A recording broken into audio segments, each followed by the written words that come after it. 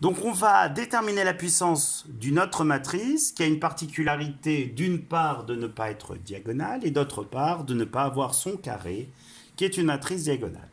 Alors cette matrice A égale à 2, 0, moins 1, 1, et la matrice P égale à 1, 0, moins 1. Vous allez me dire, oui, mais elle sort d'où la matrice P? Elle sort tout simplement de l'énoncé. Vous verrez plus tard, quand vous feriez la diagonalisation de matrice, comment trouver cette matrice P. Alors dans un premier temps, on vous demande de calculer, après avoir prouvé que P est inversible, alors retour à une des leçons précédentes, pourquoi P est inversible? Parce que son déterminant se calcule en faisant 1 fois 1 moins 1 fois 0, on obtient 1, c'est différent de 0, donc P est inversible, la matrice P moins 1 est obtenue en faisant 1 sur déterminant de P, à savoir 1 sur 1, donc 1. On intervertit les coefficients de la diagonale principale, ça tombe bien, ce sont les mêmes, et pour les deux autres coefficients, on prend leur opposé. L'opposé de 0 étant 0, celui de moins 1, 1, hop, c'est magique, on a la matrice P moins 1. Et après, comme par magie, on vous demande de calculer la matrice P-1 à P. Alors vous allez me dire, mais pourquoi? La réponse, vous allez la voir, parce que P-1 à P est une matrice particulière. Donc on obtient 1, 0, 1, 1, que multiplie la matrice A, j'efface mon P-1 vu que je viens de l'écrire, que multiplie la matrice A, à savoir 2, 0, moins 1, 1, qui elle-même multiplie la matrice P, à savoir 1, 0, moins 1, 1. Si vous savez multiplier des matrices, vous vous rendrez compte que pour avoir le produit de ces trois matrices, on peut procéder de trois méthodes. La méthode du fainéant qui consiste à prendre sa calculatrice et à les multiplier. La méthode du non-fainéant, celle qu'on vous demandera de toute évidence au bac, sauf si dans l'énoncé c'est écrit vérifier que la matrice obtenue est diagonale. Donc ici, vous avez deux possibilités. La première qui consiste à effectuer le produit des deux premières et le résultat obtenu pour la nouvelle matrice le multiplier par l'autre matrice. Ou le deuxième résultat, allez, c'est ce que nous allons faire. Nous allons multiplier ces deux matrices. Donc on obtient pour matrice à P-1 à P, la matrice 1, 0, 1, 1, que multiplie le produit de ces deux. Vous savez tous calculer. 1 fois 2 moins 1 fois 0, on obtient 2. En dessous, 1 fois moins 1 fois 1, on obtient moins 2. Ici, 0 fois 2 plus 1 fois 0, on obtient 0. Et celui d'en dessous, on obtient 0 fois moins 1 et on obtient 1. Et pour finir, nous allons déterminer le produit de ces deux matrices et on obtient comme résultat, en effectuant le calcul routinier très simple, 2 fois 1 moins 2 fois 0, on obtient 2. En dessous, 2 fois 1, on obtient 0. 0, on obtient 0. Et pour finir, 0 fois 1 plus 1 fois 1, on obtient 1. Et comme c'est magique, la matrice, comme par hasard, est une matrice diagonale. Tout le charme, c'est comment trouver cette matrice P.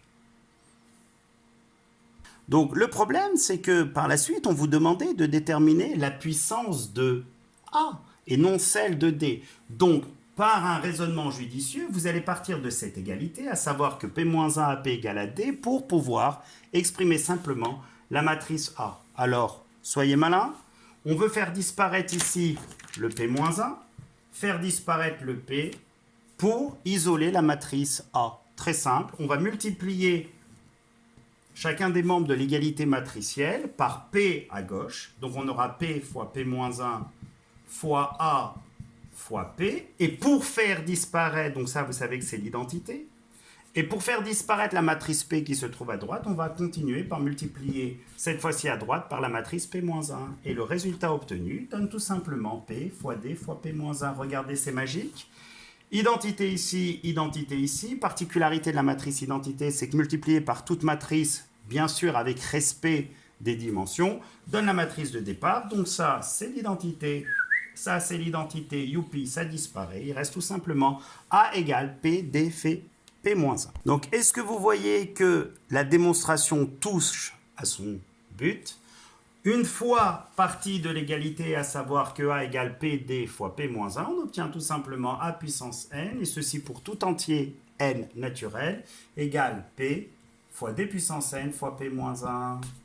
Et là, c'est tout simple, parce que la matrice D, comme vous pouvez le constater, est inversible. est diagonale, excusez-moi, et que toute matrice diagonale a sa puissance qui est très simple à déterminer. Donc on obtient au final 1, 0, moins 1, 1, multiplié par la puissance n de la matrice D, ce qui va donner 2 puissance n, 0, 0, 1 puissance n, tout va bien, ça donne 1, multiplié par la matrice P-1, matrice P-1 qui était égale à 1, 0, 1, 1. Alors pour effectuer le calcul, c'est très simple, mais à la différence, c'est du fait qu'ici il y a un n, vous ne pourriez plus le faire à la calculatrice, donc la méthode des fainéants ne peut pas se mettre en application. Donc on va cette fois-ci aller, on multiplie ici. Donc si on venait à multiplier ici, on obtient 2 puissance n fois 1 plus 0, ce qui fait 2 puissance n. Le terme en dessous, on aurait 2 puissance n fois moins 1.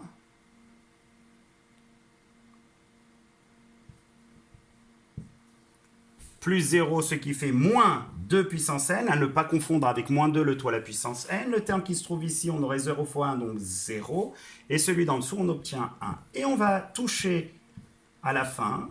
Donc la démonstration va prendre fin. Donc on obtient au final, à savoir que la matrice A puissance n est égale à 1 fois 2 puissance n plus 1 fois 0, ce qui fait 2 puissance n. En dessous, 1 fois moins 2 puissance n plus 1, ce qui fait moins 2 puissance n plus 1. Et pour les deux autres termes, 0 fois 2 puissance n plus 1 fois 0, ce qui fait 0. Et pour finir et vous dire coucou et bon travail, 0 fois moins 2 puissance n plus 1, ce qui fait 1. Au revoir et à la prochaine.